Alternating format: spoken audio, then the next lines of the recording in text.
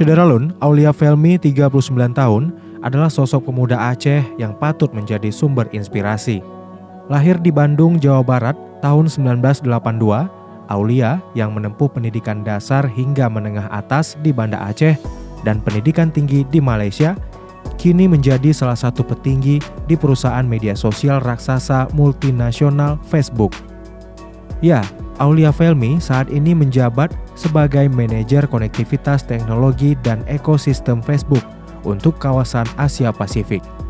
Tentunya sebuah jabatannya yang mentereng untuk seorang pemuda yang menempuh pendidikan dasar dan menengah atasnya di kota Banda Aceh.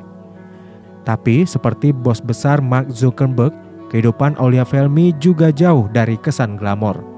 Penampilannya sederhana, ia juga tidak sungkan berbaur di warung kopi seperti kebanyakan warga Aceh lainnya.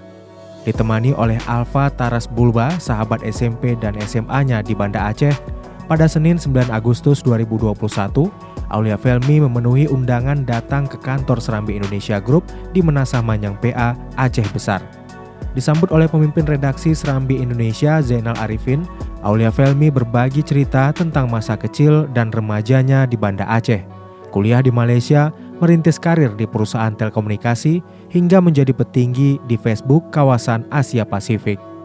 Karir cemerlang Aulia di perusahaan raksasa dunia ini memberi pesan sangat kuat kepada anak muda Aceh, bahwa Aceh memiliki banyak sumber daya manusia yang mampu berkiprah di dunia internasional.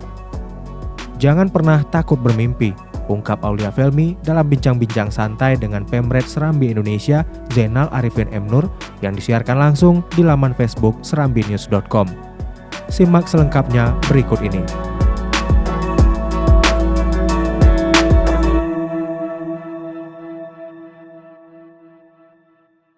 Hari ini kita kedatangan tamu spesial ini.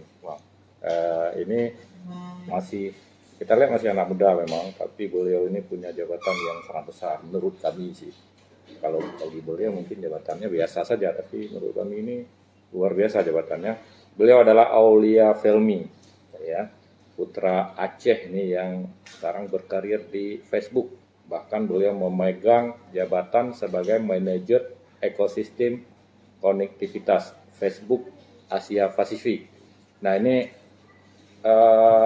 menurut kami jarang-jarang ada di orang Aceh di Facebook ya. Mungkin kalau sepengetahuan kami satu-satunya ini orang Aceh di Facebook dan tiba-tiba jabatannya sangat besar. Ini karena membawahi Asia Pasifik. Ada konektivitas, jadi ini kita bincang santai saja Bang ya. Gimana caranya Bang Aulia ini bisa berkarir di Facebook, dan apakah nanti ada juga anak-anak Aceh di Facebook? Kalau misalnya anak muda Aceh ini mau berkarir di Facebook atau di tempat-tempat lain di luar negeri itu yang sekarang ini dengan sistem IT ya, itu gimana caranya, apa yang harus dipersiapkan? Nah kita mulai ya Bang Aulia, nanti Syederalun kalau mau tanya ini baru langsung ditanya Pak Gempong. Ya ini kan langsung ada yang bertanya nih, RV Cohen nih, Pak Gampong. Karena kita ini Pak Gampongnya dulu. Ini bisa diceritakan sedikit tentang Aceh. Ya terima kasih Bang atas ini undangannya. Kalau ditanya Pak kampung saya itu kalau dari ayah itu di Montasi Bang. Ya. Montasi kayaknya ya, ibu. Kalau ibu di Oleh-Karing. Oleh-Karing. Ya, artinya ini putra Aceh asli ya, dua-duanya. Ayah di Montasi. Kemudian lahirnya di mana? Kalau lahir kebetulan saya di Bandung karena mengikut ayah pada saat itu ya, bersekolah di sana. Iya. Jadi kebetulannya ya lahirnya di Bandung. Di Bandung. Tapi sekitar setahun itu udah balik ke Banda Aceh ya. Jadi untuk mengenyam pendidikannya di Aceh emang sebagian besar. Setahun ya di Bandung dulu ya. Setahun. Ini karena bincang santai kita tanya-tanya itu dulu sekolah SD-nya di mana Pak? Saya dulu SD-nya itu di SD 21. SD 21 di itu di daerah Kampung Mulia sana. Nah, kalau sana ke belakangnya itu Bang. Ini yang ada mungkin ada. Sekarang udah nggak ada lagi SD 21 itu semenjak tsunami, kayaknya udah digabung ke SD 20. Tapi masih di Kampung Mulia ya. Tinggal di kampung. Dulu pernah tinggal di Kampung Laksana. Dulu waktu kecil-kecil tuh pernah tinggal di Kampung Laksana sebelum pindah ke Ketapang. Jadi pernah tinggal di sana. Jadi sekolahnya di SD 21 dulu. SDN 21. Terus SMP? SMP di SMP 1 Banda Aceh.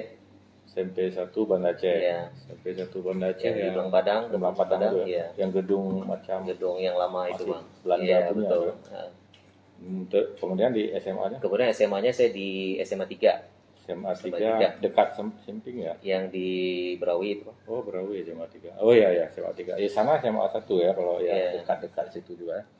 Setelah SMA 3 kuliahnya Setelah itu saya ke Malaysia, Bang. Malaysia. Di Malaysia saya mengenyam pendidikan tinggi ya di salah satu kampus di Malaysia, namanya Universiti Kebangsaan Malaysia.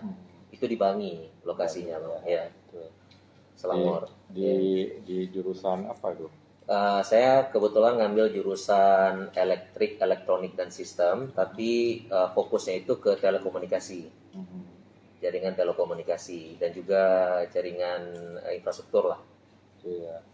Kalau infrastruktur di situ apa bangunan-bangunan juga jalan atau gimana? Ya, jadi kalau misalnya yang di telekomunikasi yang saya pelajari itu misalnya di networking ya, di networking, misalnya di data komunikasi, terus sistem satelit, sistem selular, base station dan lain sebagainya, Bang. Ya. Itu rumit juga dilihat-lihat itu.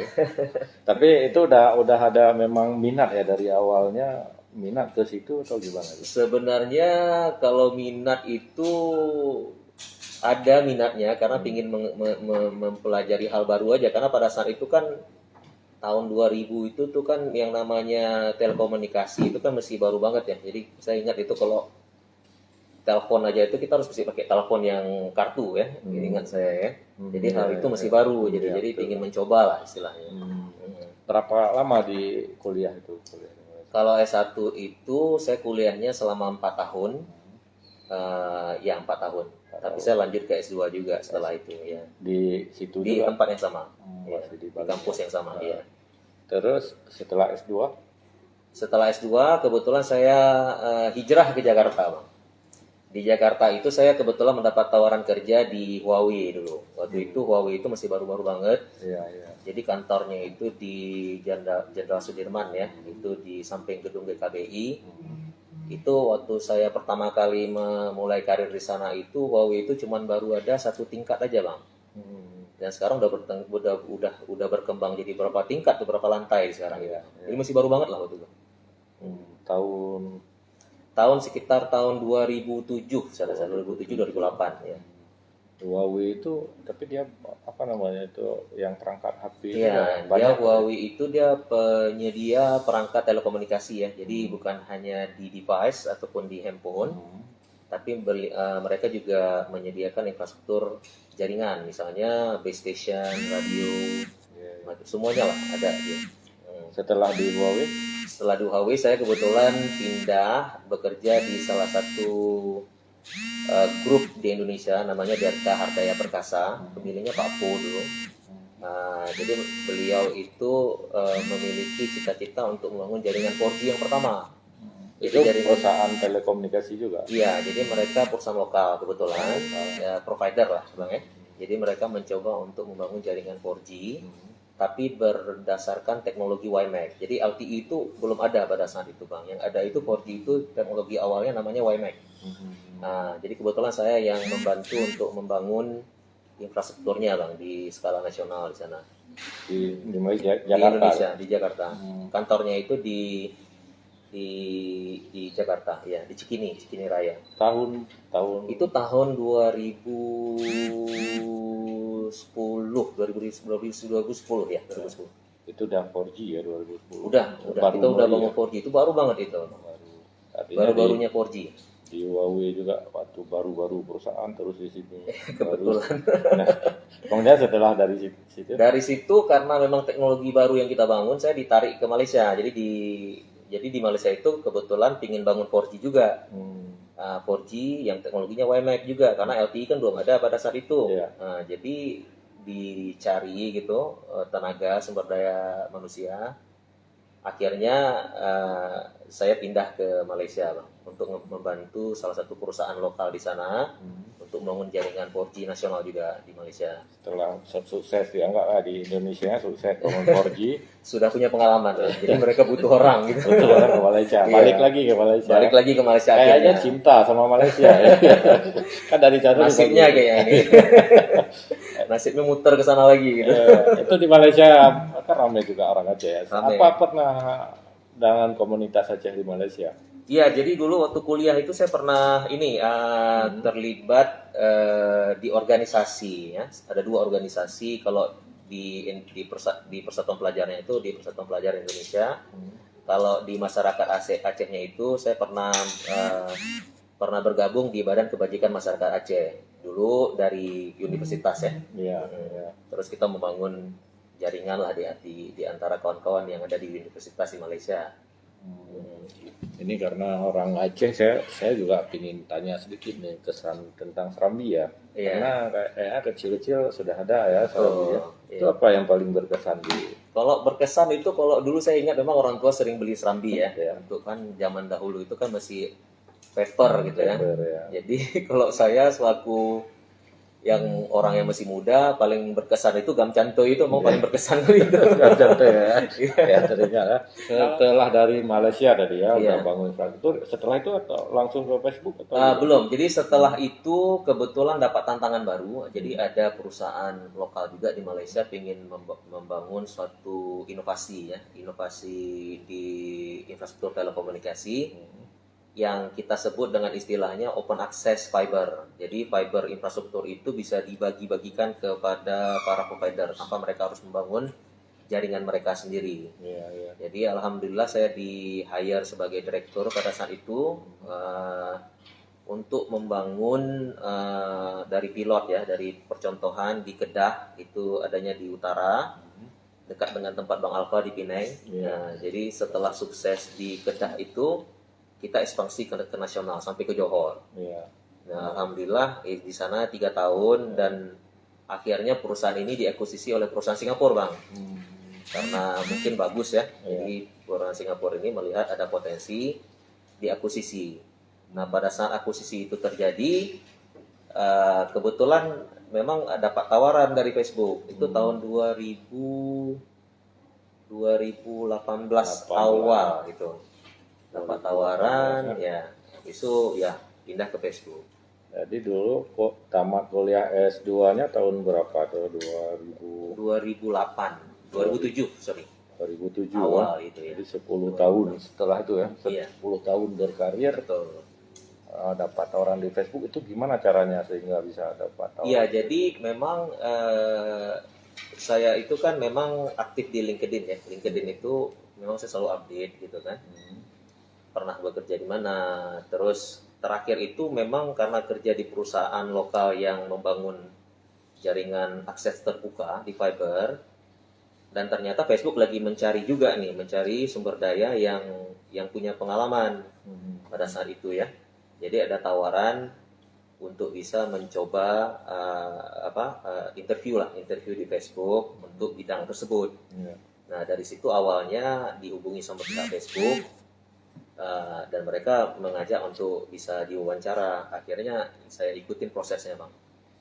Ya, ikut prosesnya dan alhamdulillah diterima masuk ke Facebook. Gitu. Tahun 2018 ya. Januari itu ya. Januari. Terus masuk di situ itu tiba-tiba langsung jadi manajer atau gimana? Memang langsung posisinya memang yang dicari, yang dicari untuk orang manajer, yang di managerial level dulu. Karena kan kita memang bekerja dengan partner ya, dengan mitra. Nanti mitra-mitra kita yang akan mendeliver begitu.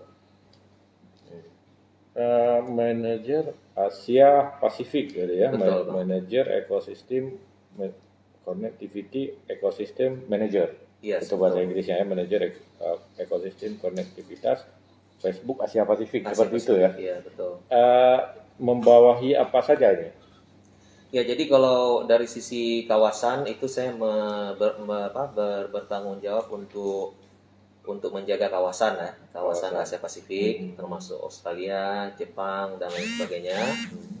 Apa Terus- aja Kira-kira ya, Iya. kalau misalnya negara Indonesia udah pasti ya. ASEAN udah masuk ya. ASEAN ya, Asia Tenggara ya. masuk, ya. Terus Masuk. masuk di Australia juga. Australia, Terus untuk Asia Timur ya.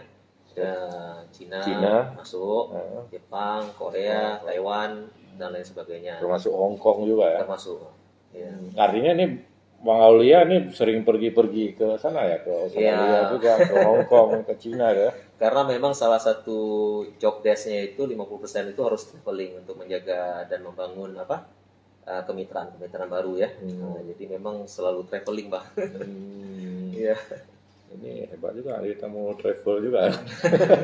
Jadi ini kalau itu dari sisi wilayah kawasan ya, kalau dari sisi pekerjaan ini apa yang lakukan? Pekerjaan itu karena memang tadi kan posisinya itu kan untuk connectivity ecosystem manager ataupun manager ekosistem konektivitas ya. Iya. Jadi tujuan kita itu misi utamanya itu mengkoneksikan orang-orang yang belum terkoneksi, Bang. Jadi kan kalau kita lihat di dunia itu kan 3,5 miliar orang sudah terkoneksi, tapi setengah dari populasi dunia itu belum terkoneksi ataupun masih mendapatkan koneksi yang masih belum bagus. Jadi misi kita itu gimana kita bisa mengakselerate orang-orang itu bisa mendapatkan konektivitas yang lebih bagus, Bang.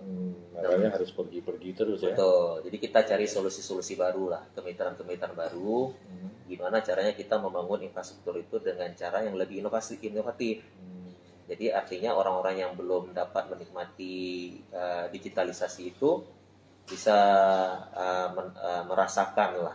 Karena kan kita juga sudah masuk era industri 4.0 di mana memang kebutuhan terhadap digital itu tidak bisa dinafikan, apalagi di pandemi sekarang ini, Bang, terasa banget itu kan. Iya, terasa. Terus ini kan dari 2018 artinya base-nya di Singapura terus. Iya, jadi home base-nya memang di Singapura karena memang Singapura itu kantor pusat di kawasan, Bang. Iya. Home base Singapura terus sering-sering pergi. Nah, ini kan jarang sekali pulang ke Aceh saat itu ya. Iya, biasanya itu cuma hari raya gitu kan karena orang tua di sini. Ya.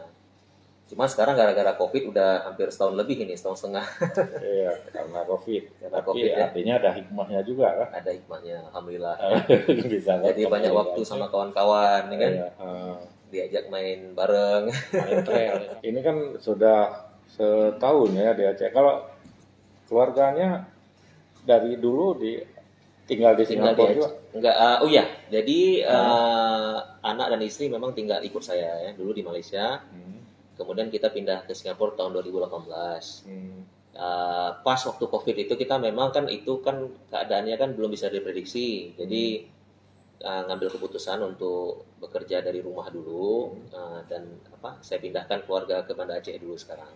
Oh, mana aja. Istrinya dari mana itu? Dari Aceh juga, Bang. Oh, Dari istrinya orang Aceh Sigli, juga. Bang. Orang Sigli ya. Iya.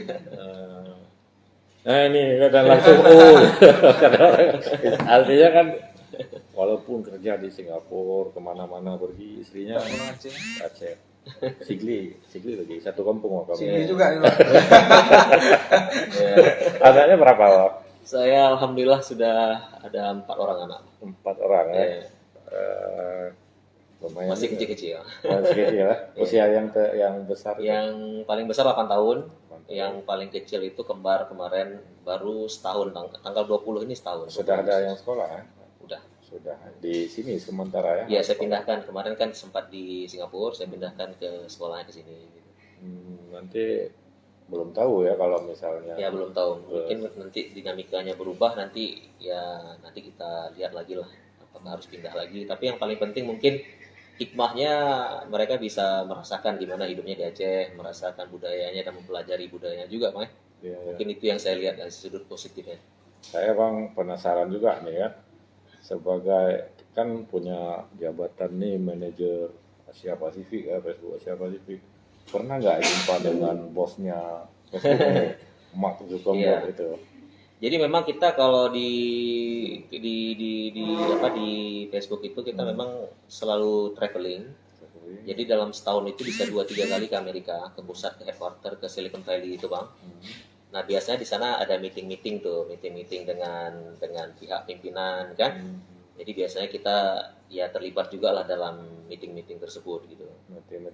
Jadi ya Berat setahun setahun 2-3 kali Bang biasanya. Ke Amerika ya, setahun Amerika. 2-3 kali. Iya, biasanya itu untuk kita koordinasi, susun program bareng-bareng sama tim global, ya untuk mendapatkan arahan ataupun alignment gitu-gitulah. Ya kayaknya ini selalu kita lihat satu-satunya orang Aceh yang pernah jumpa Mark Zuckerberg ya. Paling jumpa di kantornya maksudnya kalau depan juga. Iya. Mungkin mau lihat ada gimana caranya ya kalau misalnya nanti anak-anak Aceh mau Iya, apakah berkarir di Facebook ataupun mau itu gimana caranya? Apakah harus iya. ya tahapan-tahapannya karena Iya. ini kan panjang juga dari 10 tahun juga. Iya, berkarir betul. di luar. Memang pengalaman itu penting ya kalau menurut saya, pengalaman. Tapi yang paling penting lagi itu punya mimpi mungkin ya. Jangan takut gitu ataupun jangan merasa kalau kita tuh nggak bisa, ternyata kita bisa loh gitu kan. Iya. Jadi mungkin itu motivasi untuk kawan-kawan, mungkin rekan-rekan ya, saudara-saudara Mandum ya. Mungkin yang paling penting mimpi, usaha, berdoa, dan ya nggak sulit juga ketika kita udah masuk di tahap seperti itu, ternyata toh kita juga bisa bersaing gitu lah kalau menurut saya. Jadi kadang-kadang kita agak minder ya kalau di luar Iya. bersaing. Tolong aja bahasa Inggris dia. Saja aja lebih mau saja. Iya bang. Ya demikian saudara maka kita lanjutkan nanti offline. Saudara demikian nih bincang-bincang santai kita dengan Bang Aulia Felmi. Beliau berkunjung, ini sebuah kehormatan ya untuk kami di Serambi yang juga sangat aktif menggunakan Facebook dengan 600.000 pengikut sudah ya. Nah kami menggunakan Facebook sejak tahun 2010 kayaknya itu kita. Ya udah 11 tahun. Ya. Kalau karena kebutuhan media sih kami melihat ke depan ini memang sudah seperti itu ya. Dan kami melihat Facebook juga sudah lumayan ketat nih aturan-aturannya, semoga juga akan lebih bagus ya untuk mengkonektivitaskan masyarakat dunia.